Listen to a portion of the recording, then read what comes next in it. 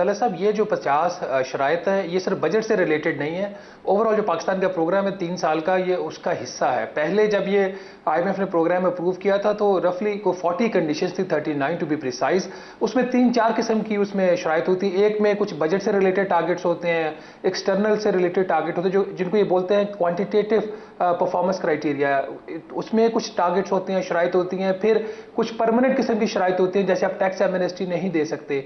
जो तीसरी कैटेगरी होती है उसमें इंडिकेटिव टारगेट्स होते हैं, शराइत होती है, जैसे एफबीआर की टैक्स कलेक्शन है, सूबों की टैक्स कलेक्शन है। चौथी जो बड़ी चीज होती है वो होती है स्ट्रक्चरल बेंचमार्क, जो सही इस्लाह जहां पे वो शराइत होती है। उस वो जो स्ट्रक्चरल बेंचमार्क्स थे वो आईएमएफ ने 11 नए ऐड किए हैं।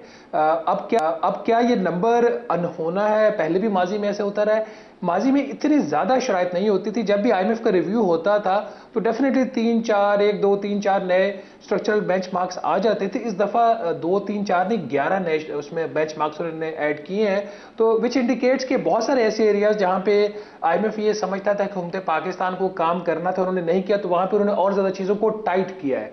उस कॉन्टेक्स्ट में देखा जाए तो थोड़ा सा यूजुअल, लेकिन अगर ओवरऑल अगर आप देखें, हुकूमत का ये मानना है कि ये नई शराइत नहीं है, जो continuation of the old conditions है। कुछ ऐसी चीजें थी, उन्होंने कहा कि जब पिछले साल सितंबर में आईएमएफ से प्रोग्राम साइन हुआ तो उसमें नहीं थे, जैसे 26वीं आईनी तरमीम जो थी, आपको पता अक्टूबर 2024 में आई। और जब 26वीं आईनी तरमीम आई उसमें मौलाना फजल रहमान साहब को उनकी सपोर्ट लेने के लिए जब इन्होंने बात की तो उन्होंने आगे से शर्त लगाई थी कि सूद का जो निज़ाम है इसको खत्म किया जाए जनवरी 2028 तक।